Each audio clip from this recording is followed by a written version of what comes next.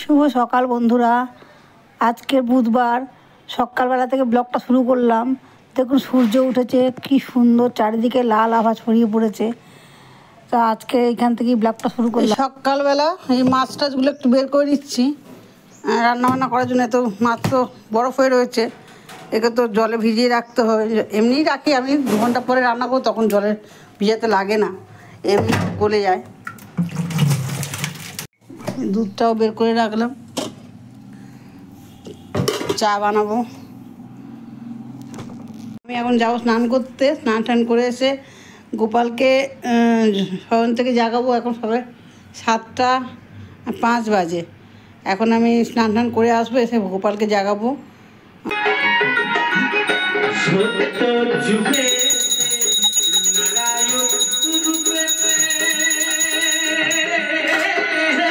সকালবেলা এই কীর্তন শোনার একটা অনুভূতি আলাদা, খুব সুন্দর লাগে। সকালবেলা ভগবানের নাম নিয়ে দিনটা শুরু হলে খুব ভালো লাগে। এই গোপাল সোনাকে জাগিয়ে জামাকাপড় পরিয়ে রেডি করে দিয়েছি। এবার রান্নাঘরের দিকে যাব। পুজো দেওয়া হয়ে গেছে, এবার রান্নাঘরে চলে এসেছি। চা বসিয়ে দিয়েছি, ঘন দুধের চা করি আমি। তো ওই চাটা খেলে আমার বর বলে চাটা খেলে সারাদিনের যে ক্লান্তিটা থাকে সেটা কেটে যায়, এতটা ভালো চা হয়। তো ওই চাটা খাওয়ার জন্যই ও বসে। তো বাইরে চা খায় না খুব একটা, ঘরের থেকেই চা খায়। ওই চাটা দিয়ে ওকে, আমিও চা খাই, মাঝে মাঝে খাই শখে, খেলে শরীর খারাপ করে বলে খাই না। যে মুদি বাজারগুলো ঢালবো। বেড়াতে গেছিলাম, তাই মুদির মালটা এবারে করতে দেরি হয়ে গেছে। তা মুদির মালগুলো ঢেলে আমার আবার রান্নার দিকে যেতে হবে, আজকে রান্নাবান্না করব। তো এই মালগুলো ঢেলে গুছিয়ে টুছিয়ে নিয়ে তারপরে যাব।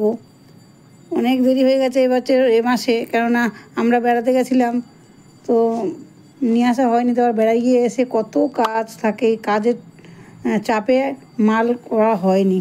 তো এখন এই মালগুলো কিছুটা নিয়ে আসা হয়েছে, আবার বিকেলে যাওয়া হবে, গিয়ে কিছু মাল নিয়ে আসা হবে। শাক বাছা হয়ে গেছে আমার।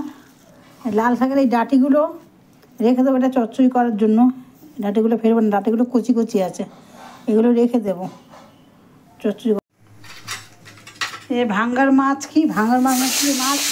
এটা ভাজা হচ্ছে, ভাজা বসিয়ে দিলাম।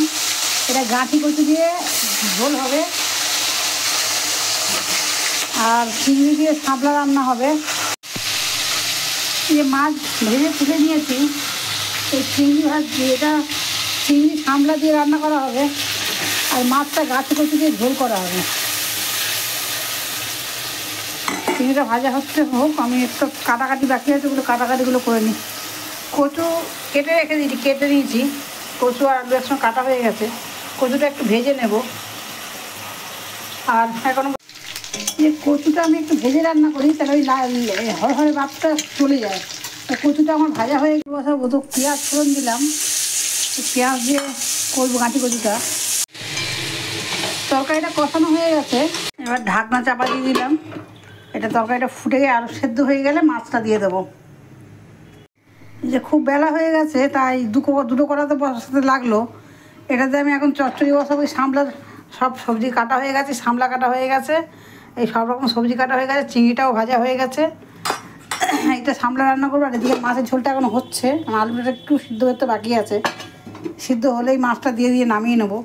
আর তেলের মধ্যে 5 ফোড়ন দিয়ে একটু পেঁয়াজ ফোড়ন দিয়ে দিয়েছি, দিয়ে এবারে সবজিগুলো সব তুলে দেবো।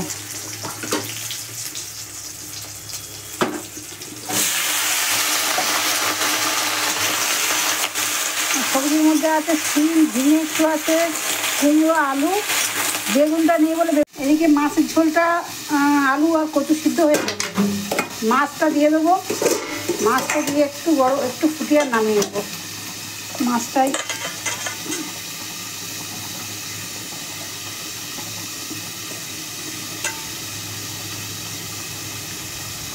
এই সব মশলা দিয়ে, এই আদা বাটা, হলুদ, লঙ্কার গুঁড়ো আর নুন, মিষ্টি, এটা দিয়ে আমি সেই শাপলাটা তুলে দিলাম। এটা একটু সিদ্ধ হোক, আর আমি জল দেবো না, শাপলা থেকে জল বেরোবে। এবার ঝোল রেডি হয়ে গেছে। আমি আর ধনেপাতাটা দিলাম না, ধনেপাতাটা এখন কুচানো হয়নি, আর আমার প্রচুর কাজ, এখন সময় নেই। রসুন পেঁয়াজ দিয়ে শাকটা ভাজা করবো। আর এদিকে এই তরকারিটা হচ্ছে, এতটা জল বেরিয়ে গেছে।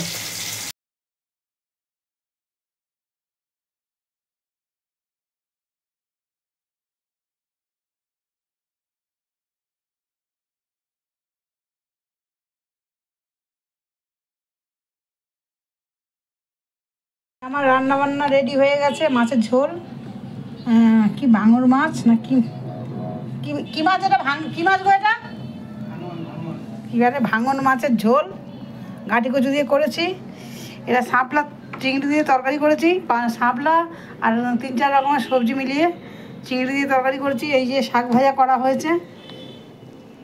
যে আমাদের খাবার দাবার রেডি হয়ে গেছে। সন্ধ্যা পুজো দিয়ে নিলাম, ভগবানকে সেবা দিয়ে সন্ধ্যা পুজো দেওয়া হয়ে গেছে। এবার ভগবানকে শয়ন দেবো, তাই রেডি করে নিয়েছি। ভগবানকে আমি নাইট ড্রেস পরিয়ে দিয়েছি। ছোটো গোপাল ওটা পরেই শোবে, ছোটো গোপালের আলাদা করে কোনো নাইট ড্রেস নেই। শয়নে গেছে, শয়ন দিয়ে দিয়েছি।